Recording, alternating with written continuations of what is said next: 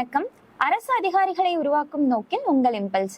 Box content எல்லாமே வந்து நம்ம வீடியோவா ப்ரொவைட் பண்ணிட்டு வந்துட்டு இருக்கோம். அந்த வகையில 7th ஸ்டாண்டர்ட் பயாலஜி புக்குடைய 3rd டேர்ம்ல இருக்கக்கூடிய 5th லெசன் பத்தி வந்து இன்னைக்கு நம்ம டிஸ்கஸ் பண்ணலாம். அன்றாட வாழ்வில் விலங்குகள். பாக்ஸ்குள்ள போயிடலாம். ஃபர்ஸ்ட் பாக்ஸ் பாருங்க. தேன்.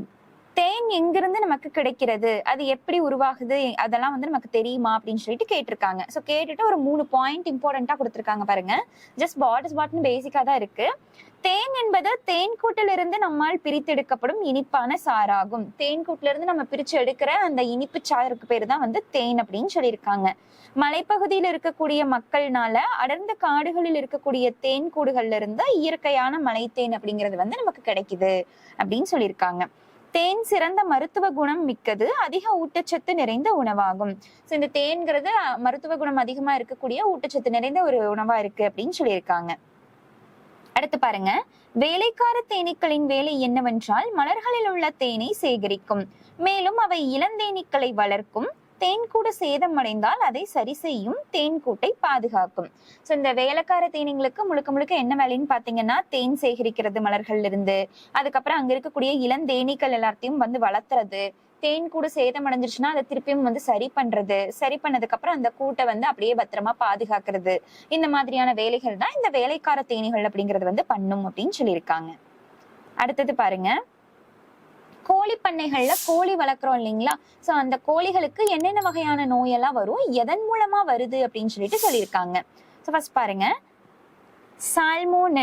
சால்மோனல் லோசிஸ். இந்த நோய்க்கு பேர் என்னன்னா வயிற்றுப்போக்கு. அததான் வந்து சால்மோனல் லோசிஸ்னு சொல்றோம். இது எதனால வருது அப்படின்னா பாக்டீரியல் இன்ஃபெக்ஷன்னால வருது. அதாவது கோழிகளுக்கு பாக்டீரியாவினால ஏற்படக்கூடிய நோய் தான் இந்த வயிற்றுப்போக்கு. அதன் பேர் வந்து சால்மோனல் லோசிஸ் அப்படின்னு சொல்லுவோம். அடுத்தது வைரஸ்னால உருவாகக்கூடிய நோய் என்ன அப்படின்னா அம்மை நோய், ராணிகேட் நோய் அப்படின்னு சொல்லுவோம். அடுத்தது பூஞ்சையால் உருவாகக்கூடிய நோய் எது அப்படின்னா கோழி வந்து கொஞ்சம் கூட தெம்பில்லாம நலிஞ்சு போய் பலவீனம் அடைகிறதுக்கு பேர் தான் வந்து நம்ம ஆஸ்பெர்ஜில்லஸ் நோய் அப்படின்னு சொல்லிட்டு சொல்லுவோம். இது வந்து பூஞ்சையினால உருவாகக்கூடிய ஒரு நோய். அடுத்தது பாருங்க. அடுத்தது இந்த இமேஜ் பாருங்க. ஒரு புழு வந்து எப்படி பட்டாம்பூச்சியா மாறுது, அதுக்கு நடுவுல என்னவெல்லாம் அது வந்து பண்ணுதுன்னு சொல்லிட்டு கொடுத்துருக்காங்க. சோ மொத்தமா இந்த பூ வந்து பட்டாம்பூச்சியா மாறுறது 4 ஸ்டேஜஸ்ல தான். என்னென்னு பாத்தீங்கன்னா ஃபர்ஸ்ட் முட்டையா இருக்கும், அதுல இருந்து லார்வா வெளியில வரும். லார்வா வந்து கூட்டுப்புழு பருவத்துக்கு வந்து மாறும், அந்த குக்கூஞ்செல்லாம் வந்து இதாகி அதுக்கப்புறம் டைரக்டா வந்து பட்டாம்பூச்சியா வந்து அது மாற்றம் அடையுது. இந்த 4 நிலையில தான் வந்து இது நடக்கும். ஸோ இதை வந்து இந்த பட்டுப்புழு வந்து வளர்த்தி அதுல இருந்து இதுக்கு நடுவுல வந்து இதுல இருந்து அந்த பட்டு இலை சொல்லுவோம் இல்லைங்களா, அது வந்து எடுப்பாங்க. அதை வந்து ஒரு பிசினஸாவே பண்ற அந்த ப்ரொசீஜருக்கு பேர் என்னன்னு சொல்லுவோம்னா செரிகல்ச்சர் அப்படின்னு சொல்லிட்டு சொல்லுவோம். அதாவது புழுவை வளர்த்தி அதுல இருந்து பட்டு வந்து எடுக்கிற பர்பஸ்க்காகவே அதை வளர்த்தி பராமரிக்கிற அந்த ப்ராசஸ்க்கு பேரு பட்டு புழு வளர்த்துதல் இருக்கு இல்லைங்களா, அதை வந்து நம்ம செரிகல்ச்சர் அப்படின்னு சொல்லிட்டு சொல்லுவோம். பட்டு உற்பத்தியில் உலகிலேயே 2வது இடத்தை பெறுவது நம் இந்திய நாடு. தமிழ்நாட்டில் உள்ள காஞ்சிபுரம், திருபுவனம் மற்றும் ஆரணி போன்ற இடங்கள் பட்டு உற்பத்திக்கு புகழ் பெற்றவை. ஸோ இந்த ஏரியாவெல்லாம் வந்து பட்டுக்கு ரொம்ப ஃபேமஸ் அப்படின்னு சொல்லிட்டு சொல்லியிருக்காங்க. அடுத்து பாருங்க. அந்த பட்டு தயாரிக்கிற அந்த ப்ராசஸையே வந்து சும்மா ஒரு ஸ்டெப் பை ஸ்டெப்பா வந்து கொடுத்துருக்காங்க. ஜஸ்ட் வாட்டர் மட்டும் தான் இருக்கும், ஸ்டோரி மாதிரி இருக்கும். ஃபர்ஸ்ட் வந்து பட்டுப்புழு அந்த முட்டை வந்து இருக்கு. அந்த முட்டைகள்ல இருந்து லார்வா அப்படிங்கிறது வந்து பொறிச்சு உருவாகுது. அதுக்கப்புறமா அந்த பட்டுப்பூச்சிகள் வந்து மல்பெரி இலையை உண்டு வந்து கொஞ்சம் கொஞ்சமா வளர்றாங்க. ஸோ அவங்களோட ஃபுட் ஐட்டம் மல்பெரி இலை அப்படின்னு சொல்லியிருக்காங்க. அதுக்கப்புறம் பட்டுப்பூச்சி தன்னை சுற்றி குக்கூனை உற்பத்தி செய்யும். குக்கூன்கிறது அதோட பாடி சுத்தி இருக்கக்கூடிய அந்த பார்ட். அதுக்கப்புறம் அந்த குக்கூன்ல இருக்கிற லார்வா எல்லாம் சேர்ந்து கூட்டுப்புழுவா வந்து மாற்றம் அடையுது. அதுக்கப்புறம் அந்த குக்கூனை வந்து கொதிநீர்ல போடும் பொழுது, நல்லா கொதிச்சுட்டு இருக்கக்கூடிய தண்ணியில போடும் பொழுது அந்த பட்டு இலை அப்படிங்கிறது அது வந்து தனியா பிரிஞ்சு வரும். அதுதான் ரெசின் இலைகள் தளர்ந்து விடுகின்றன. அடுத்து பாருங்க. தனித்த பட்டு இலைகள் பிரிக்கப்படுகின்றன. சோ அதுக்கப்புறம் அதுல இருந்து பட்டு இலைகள் மட்டும் தனியா பிரிச்சு எடுத்துட்டு அதை வந்து நூல்கண்டு மாதிரி வந்து இந்த மாதிரி பந்து மாதிரி வந்து ரோலா போட்டு அதுக்கப்புறம் வந்து அதை ஆடை நெய்யருக்கு வந்து யூஸ் பண்றாங்க. நெக்ஸ்ட் பாருங்க.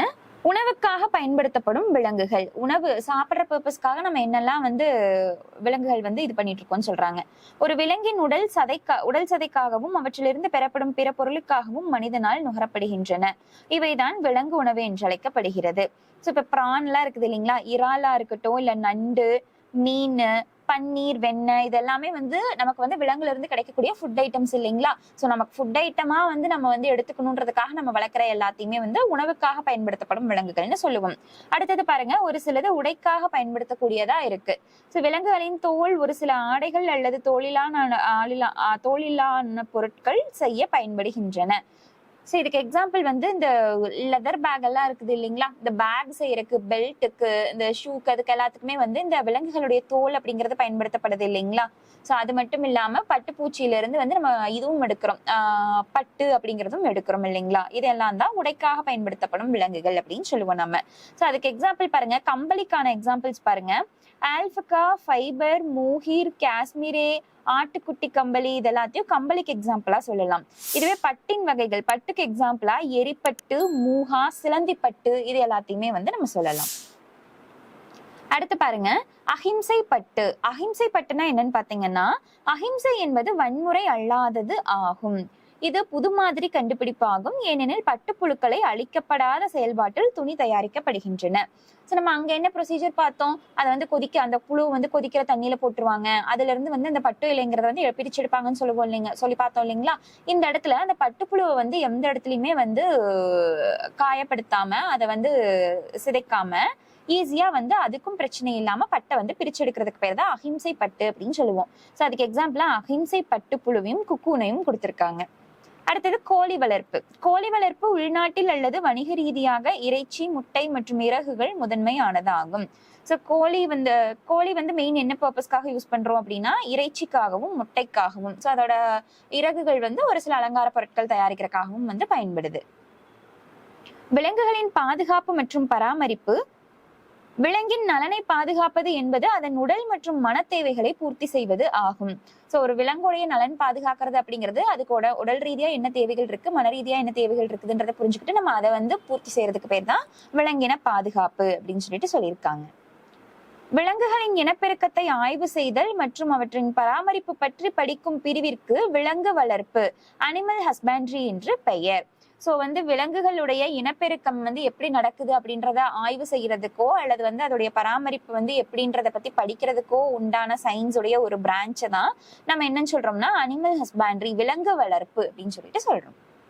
ஸோ அடுத்தது புக் பேக். ஆல்ரெடி வந்து நம்ம புக் பேக் வந்து தனியாவே வந்து வீடியோஸ் வந்து டிஸ்கஸ் பண்ணியிருக்கோம். ஸோ அதை பார்க்காதவங்க அதுக்கான பிளேலிஸ்ட் வந்து நாங்க வந்து இம்பல்ஸ் டிஎன்பிஎஸ்சிங்கிற டெலிகிராம்ல கொடுத்துருக்கோம். ஸோ அதையும் பார்த்து யூட்டிலைஸ் பண்ணிக்கோங்க.